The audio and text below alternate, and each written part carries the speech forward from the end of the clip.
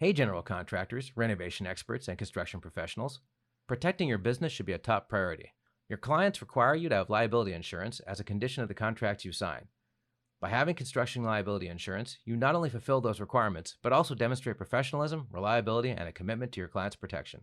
It's a win-win situation for your business. Construction liability insurance is vital to protect you from the risks and liabilities that come with your line of work. It provides essential coverage for property damage, coverage for third-party damage or bodily injury, and other incidents that may occur during construction or renovation projects. Visit zensurance.com/save35 for a free construction liability insurance quote and get the comprehensive protection you need.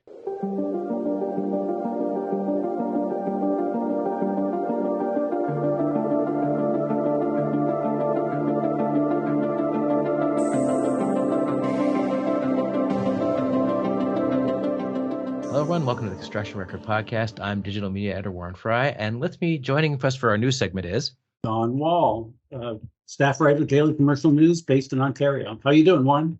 Pretty good. You too. You're probably pretty tired because you've been covering this election, for this mayoral election, or by-election to be accurate, for, what is it, like 7 weeks now, something like that? Seven or 8 weeks. It's been a lot. Yeah, well, John Tory announced he was leaving in February, indiscretion, as you might say, with a staff member. People started appearing and, it really got going in March and April. So it's been several months.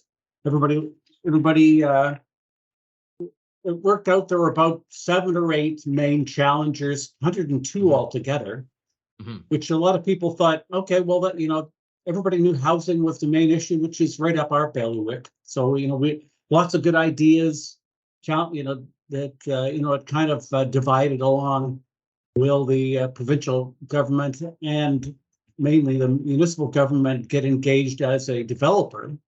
So Olivia Chow, who won, that was her stance. So Chow was the front runner for most of the campaign. The last 2 months, she was leading all the polls. There was Anna Bailao. She came second. It was close too, right? It was pretty close. It's kind of a surprise. All the polls had Bailao in the teens, and with Chow, a good 15-20% ahead in the polls. There are 3 polls reporting every week, so they came to be kind of viewed as reliable. But the final week, the Toronto Star endorsed Bailao, and she was also supported by the Carpenters Union. So they had a lot of people on the ground. She had run. She had been longtime councillor, head of the housing department. So she was highly regarded. So I'm kind of thinking the anything but Chow vote all gravitated toward her on that final weekend. Right. Yeah, with John Tory supporting her and the Star. So she jumped up and it looked threatening to Chow. That on election night, first half hour, Bailao was ahead, but Chow won by about 5% of the vote. So she's the next mayor. We reached out the next day asking stakeholders, what do you think? Can you work with her? And they're pretty confident. Some of them aren't ideologically aligned with her. She's a longtime NDP MP and councillors, but lots of positive things were said. Yeah, including from Richard Lyall, from president of RESCON, who we'll hear from later because Don interviewed him. So we'll have that in a little bit. But in the meantime, she said, I saw an interview with her the next morning on CBC, where she was talking, CBC News Network, where she was talking about right out of the gate, housing was it. That was the number 1, 2, and 3 concern. And so she said she's able to work with stakeholders. She has before. So do you think there's going to be a honeymoon period with her in industry? And do you think she's going to be effective in getting, because affordable housing is this, well, not just in Toronto, but it is a big deal in Toronto. Yeah. You know what? So mentioned Richard Lyall of RESCON, Residential Construction Council of Ontario. So he had an interesting anecdote. He had a tour of social housing sites with her.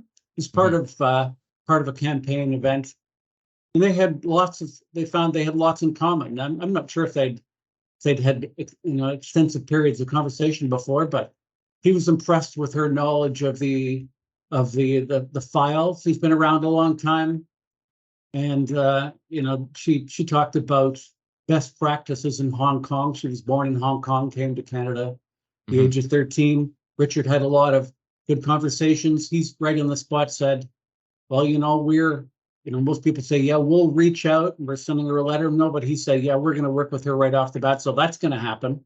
Mhm. And so she said, yeah, she's got her, City of Toronto is going to be a developer, a developing entity, wants to build 25,000 rental units.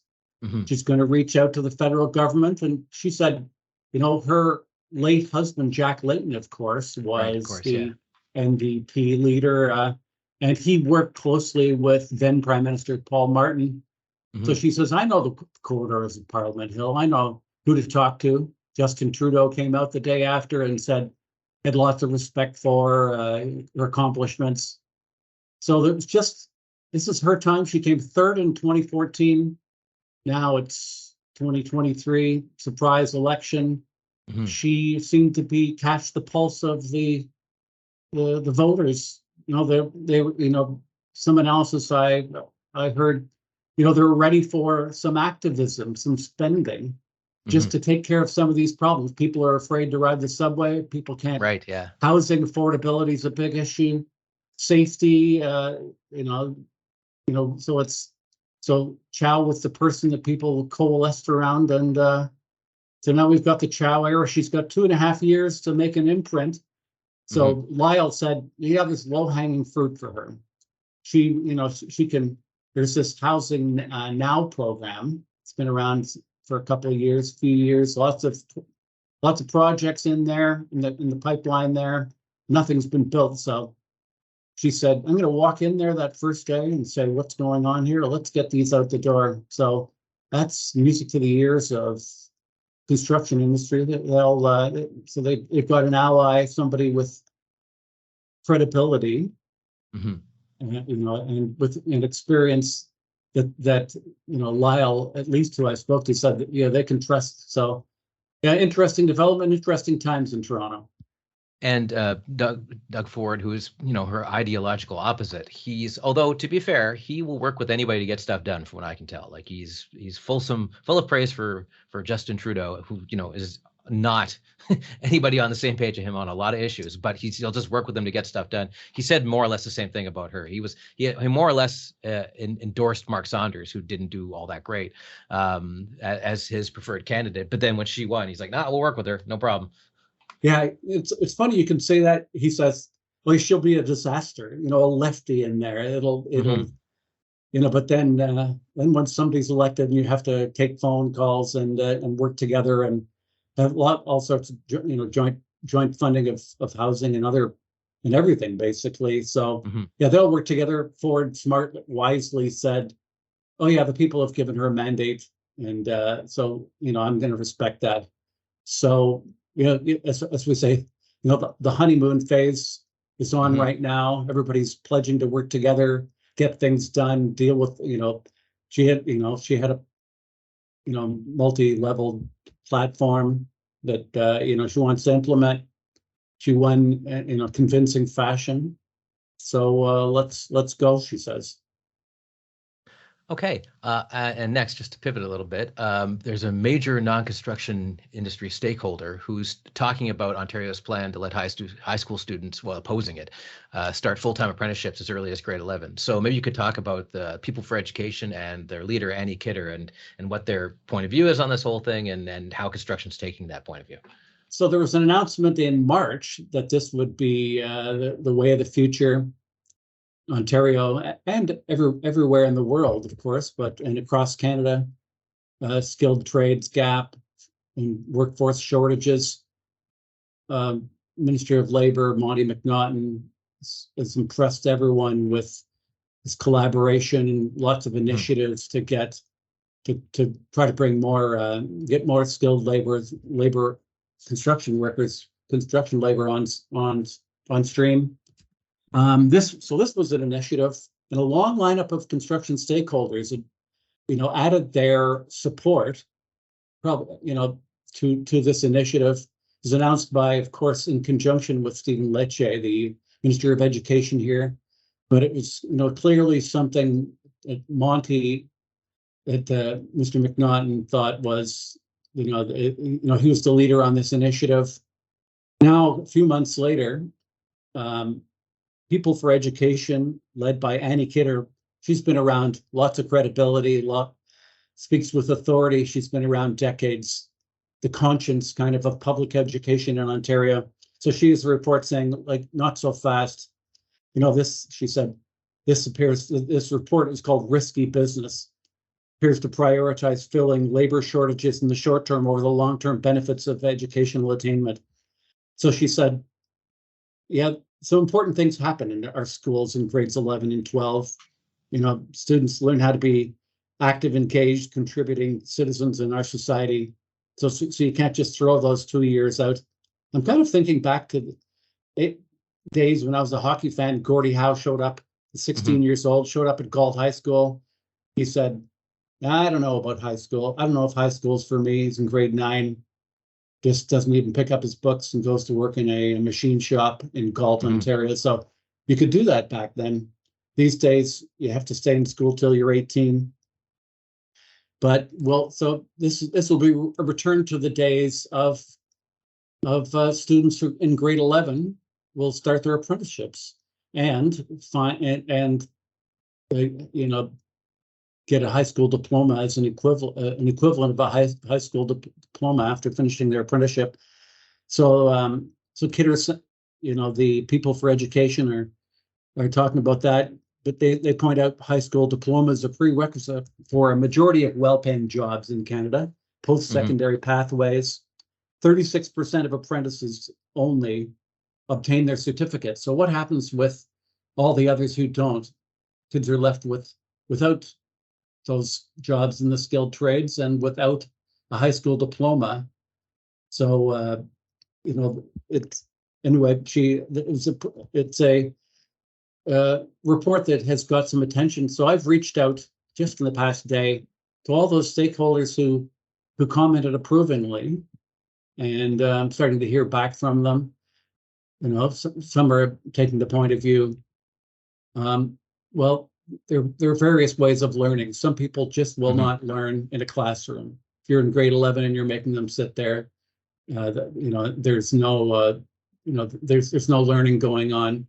The best learning for them would be on a job site with the full range of mentorship and learning skilled trades. So I look forward to healthy exchange on this. We'll explore this in the upcoming weeks in Daily Commercial News. So it got our attention. So there's a couple of highlights of what's going on in Ontario. Warren? Okay, sounds good. And with that, we're going to roll into your interview with Richard Lyall from RESCON coming up next.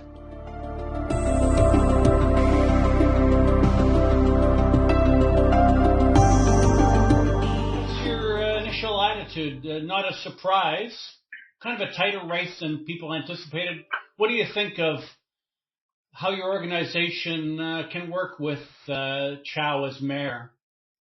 Well, I don't think we're going to have a problem at all. I mean, one of the things that we didn't do was endorse anybody in particular in this election. And we said that the main issue, the number one issue, housing, is not an ideological issue. It's not a left or right issue. Housing's a need, in our view, and there's a need right across the board for all different kinds of housing. Yeah, you talked about before the election, you say, the private sector, that's your association. You build the social housing, you build the nonprofits, the condos, all sorts of housing, just unleash you guys. She seems to recognize that. She says she's going to walk in and ask why projects aren't moving forward. Say, well, let's get going on social projects and on all projects. She says we need all types. So, does that resonate, the fact that she's going to go in there and say, let's get these things built? What's the holdup? There's some low-hanging fruit there for her, like on the housing now TO stuff and some other things that she can do relatively quickly. And I think she's got a mandate to do that. I mean, I think all the candidates were basically running on housing as the number one issue. So, and, it was pretty quite well known that there were some significant delays there. Housing Now being the most obvious one, where it's been 5 years since it was announced. Really, there's no shovels in the ground, right? Yeah. And it's been reported too, but I did have an opportunity to go on a Housing Now TO tour, not to be confused with Housing Now. Housing Now TO is a volunteer organization, basically quarterbacked by a fellow by the name of Mark Richardson, but it's got some wonderful people involved, and they've been busy bird dogging the Housing Now program, in addition to just housing in general, and crunching numbers and looking at densities and recalculating things based on the changes in the market and what's happened with rates and things like that. They've been doing a wonderful job, and they've got students involved, planning students from TMU, for example, that volunteer and take on specific projects and look at them and say, okay, well, what needs to change here to make it work? And they had all the candidates pretty much on tours of various Housing Now sites, highlighting what the barriers were and what the problems and what was sort of delaying things. And Olivia Chow was on one of those tours. I went on a bunch of them with some of the candidates. I was on the one with Olivia Chow and had an opportunity to talk to her because, we have looked at other jurisdictions in the world. For example, we were in, members of RESCON. We went to Hong Kong and Guangzhou and Shenzhen. But certainly in Hong Kong, looking at, there was Council of Tall Buildings and Urban Habitat conference there, and we were looking at, amongst other things, what they'd done in Hong Kong to build. And of course, that's where Olivia originally came from. And, she says, I get density, and she does. And she also knows about, the Hong Kong Housing Authority, and, they house 2.25 million people. They're basically the housing of the Hong Kong's equivalent of Toronto Community Housing basically houses currently the population of Toronto. Yeah. So, she gets that stuff. So, and she's very, she's not as radical as a lot of people think.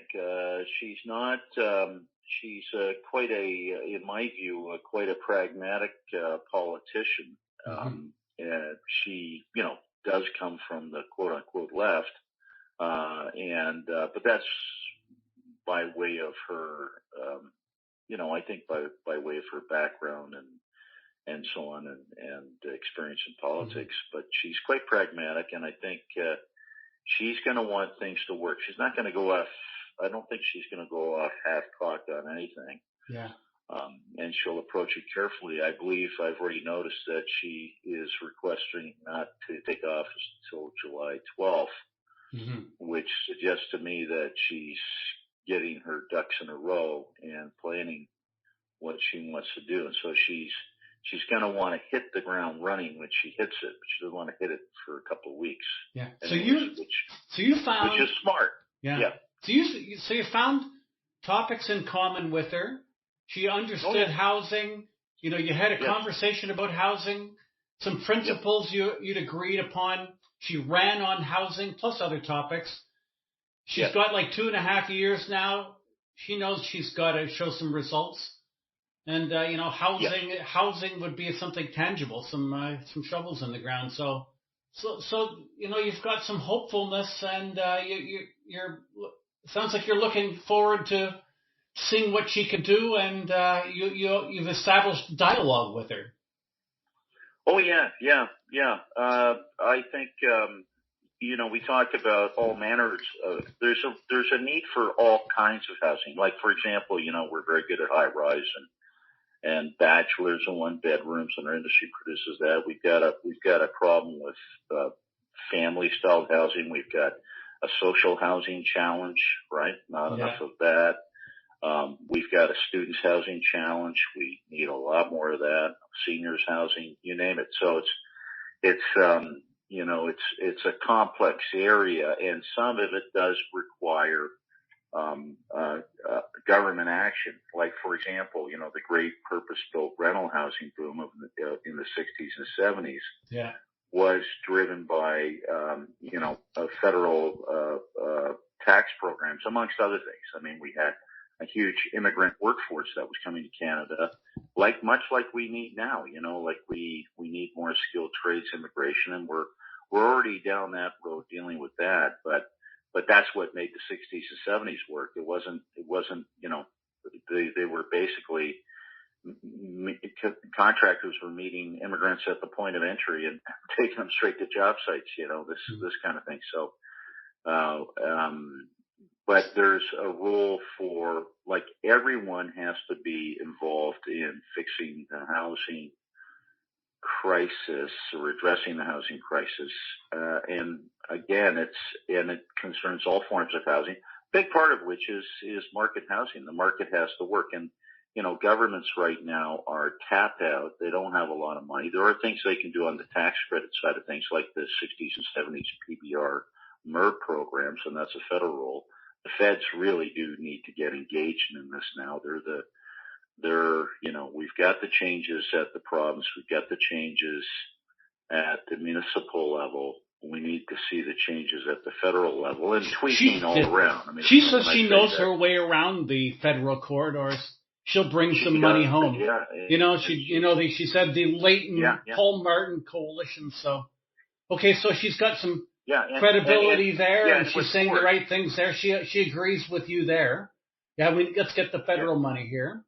Finish with the implementation of the changes that the provinces have introduced. The provinces, there's been 4 laws passed now by the province focused on housing. Yeah. They need to be implemented, and possibly some more, like one big area that needs to be implemented. We identified 3 during the campaign in the last few weeks there, which were that you need as of right zoning along main arterial lines. You need to, really deal with the parking along those main arterial lines. You don't need the parking that you otherwise might want to have, and get that done once and for all. And then also, the restriction on the size of floor plates in apartment buildings and condos. It's right now it's restricted to 750 square meters. You can't have a bigger floor plate than that. And that, that combined with, the pyramid effect, the shadowing thing, provision they have. I mean, those 2 things in particular are huge barriers, and there are massive costs associated with that. And there's no research supporting it. None. It's all someone's aesthetic, subjective perspective. In fact, we were looking, we said, where did these restrictions come from? And nobody really knows. Yeah. It's sort of like they're just cooked up out of the air. And it's almost like we think they came out of Vancouver because, they wanted to have this aesthetic of these tall, slender, thinner buildings, somehow that would work better. But those restrictions actually restrict the size of units. If you have bigger floor plates, you can, based on the other rules and building code requirements, you can actually have other apartments. So it's almost like we, to a certain extent, I don't want to overplay this one, but to a certain extent, we mandated smaller units, which of course is a big problem. And then, another huge area is the Portlands. I mean, that's been the tortoise race there, right? In terms of getting that done at Glacial. But the Portland should be transitional housing for, like the STEM sector, young STEM couples. They get together, they want to have a family. They shouldn't have to move to Brooklyn or leave Toronto or leave the GTA entirely. Yeah. We should have transition housing down there, and we can do that, but it requires determined leadership vision, and it's all possible. I mean, I just saw a thing where City of Stockholm's got this very innovative mass timber area that they just announced of 30 buildings.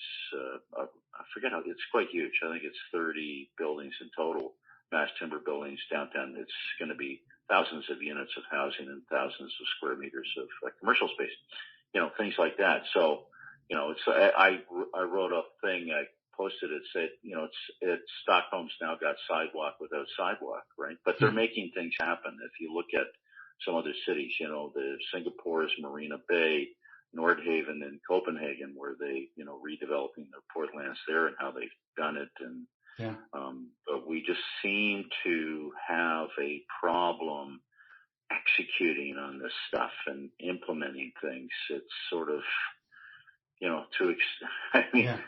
could almost be credited with inventing bureaucracy here. It's sort of with the years. Yeah.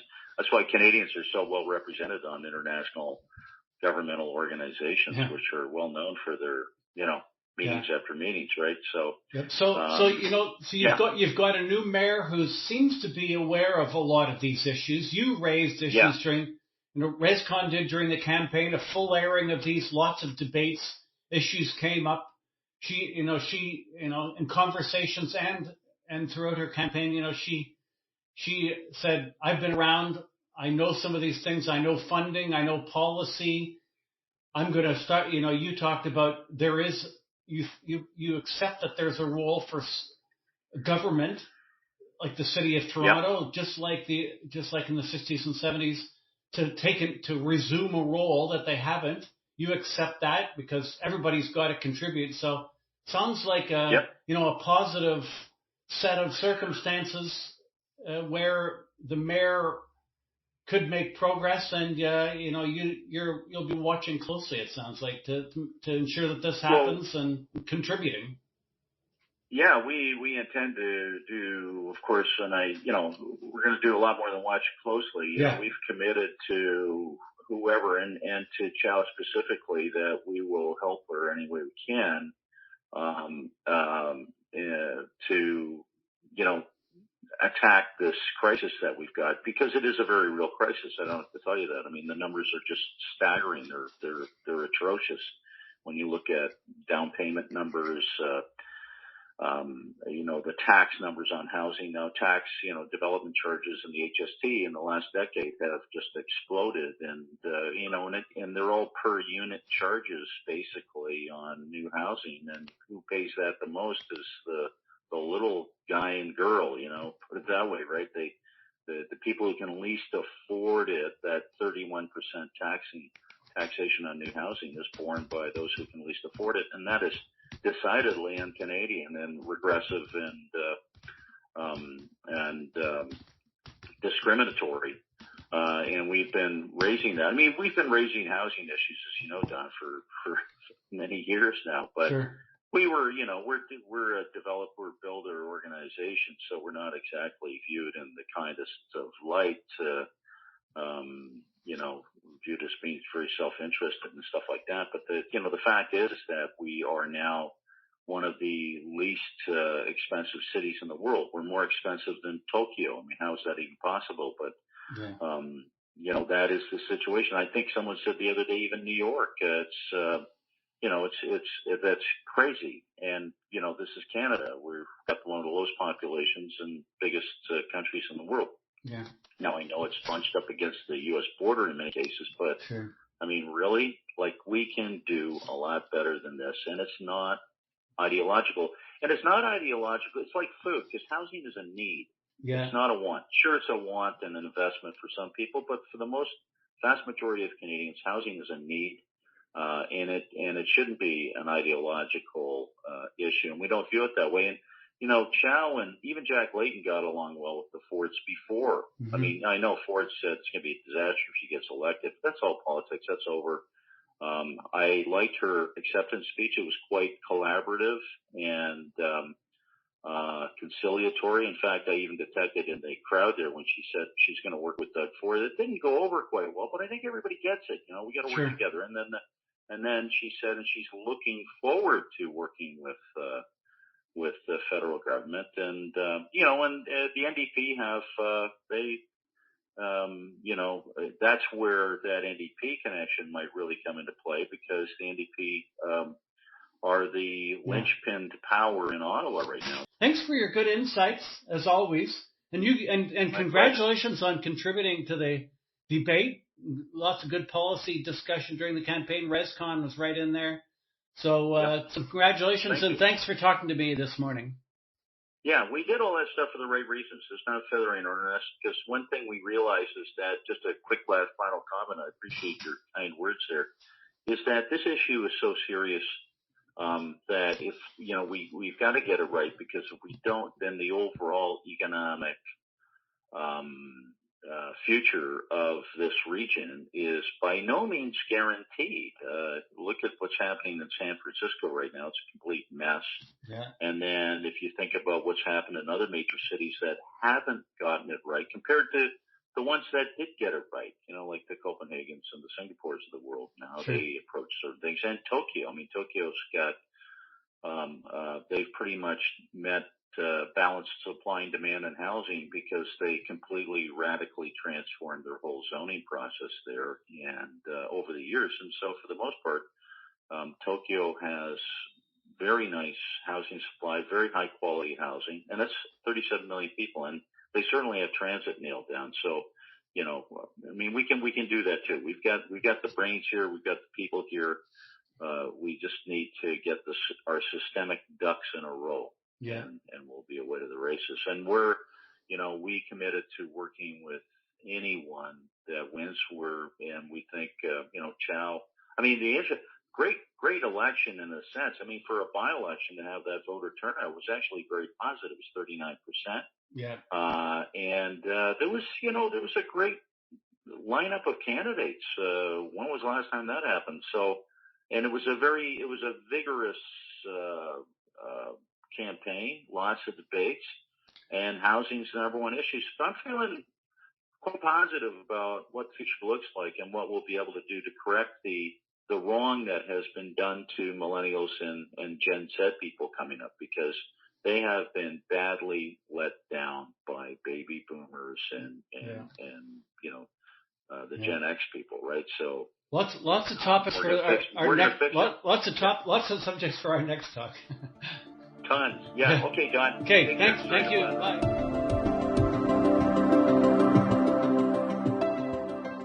And that's it for this episode of the Construction Record Podcast. You can listen to us on Amazon Music, Apple Music, and Spotify, and on the Daily Commercial News and Journal of Commerce websites. And if you'd like to check out any of the stories in our news segment, we'll have links in the show notes. Thanks for listening.